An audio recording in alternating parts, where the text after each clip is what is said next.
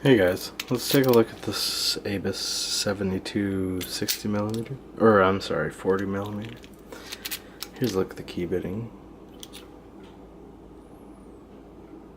If I can get that to focus on it. Okay, some pretty interesting bitting for an Abus.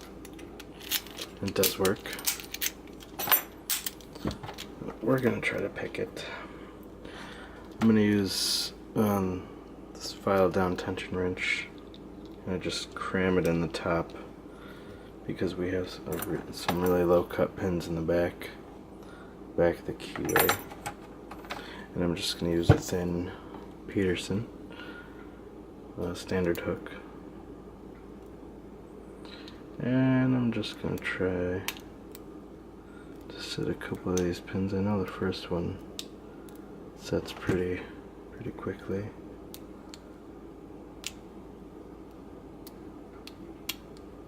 Alright, I got a false set. So I think I set 1, 3, and then 6. Okay, I think I just set 5. And a little bit of counter rotation on 2 or 3 maybe. Oh, maybe 2 and 3. But there it was, that fast. Which is kind of a good thing. I've been having a lot of trouble with this lock. Basically, it was the tension, figuring out the tension that if I stick the bottom of the keyway in there, I can set the first 3 pins, but I cannot get to the back.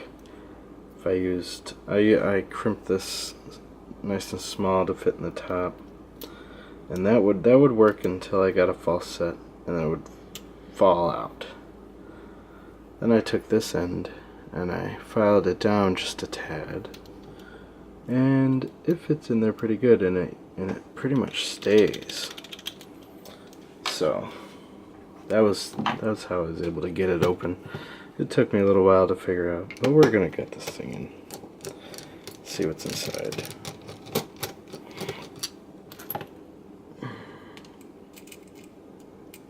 I think the screw's supposed to stay in there, maybe? I'm not sure. But here's the core. Oh, I did lock it back up, so I'll just have to use the key, that's fine. Let me get the C-clip off of here.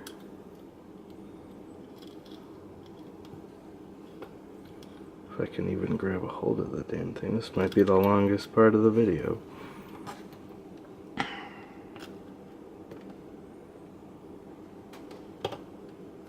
There we go.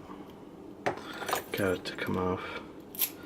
So this lock is quite a pain in the butt, but because them Abus, they'll give it up eventually.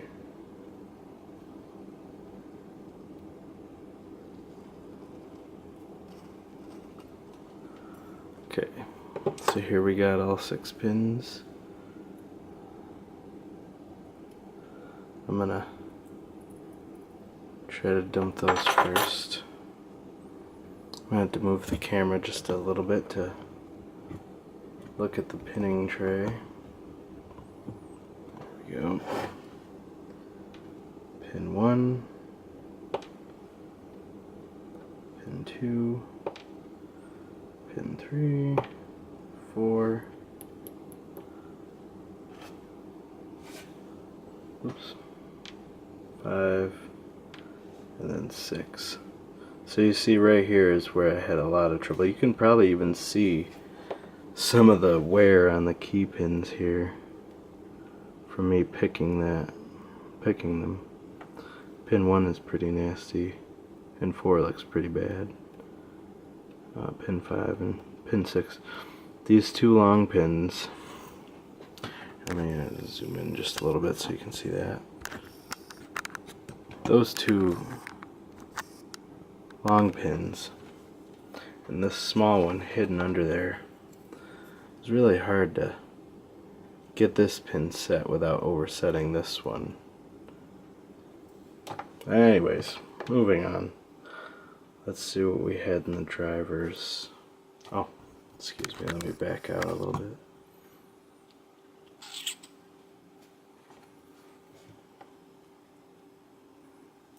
Oop, just sprung out. Pin 1 was a standard pin. Pin 2 is a spool. 3 is a spool.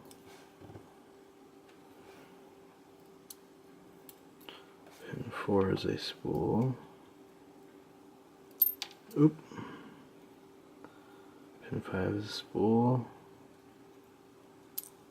And then pin 6 is a spool. So there you have it. There's the core, all the pins. See if I can give you a little better shot at the pins. Okay. Sorry, I'm trying to hold the camera now. Get you a good shot of those pins. So we had all normal key pins, and then standard pin, and the rest were spools. So that's that. Also another thing, I remember Bosnian Bill did this lock quite a while ago, and he said that you could put an American core in this adapter and put it into the lock, and it should work. I'm gonna test that. Obviously the screw's gonna pop it out a little bit, but it does work. So this, let's actually just screw it all the way in.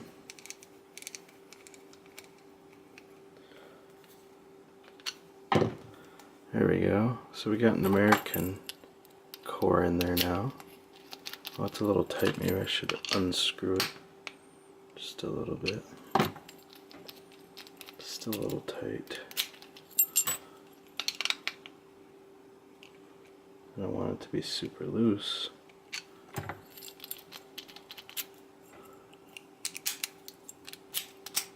There we go. That works pretty decently. But I could figure that out later. Point being is you can use this as a training lock. So you can carry around multiple cores, change out the cores, and have virtually a new lock to pick. And it's really light. It probably only weighs, oh, I don't know, I would say probably like 8 to 10 ounces, maybe a little bit more, I'm not too sure. But there it is, the Abus 7240. Thanks for watching, and of course, be legal.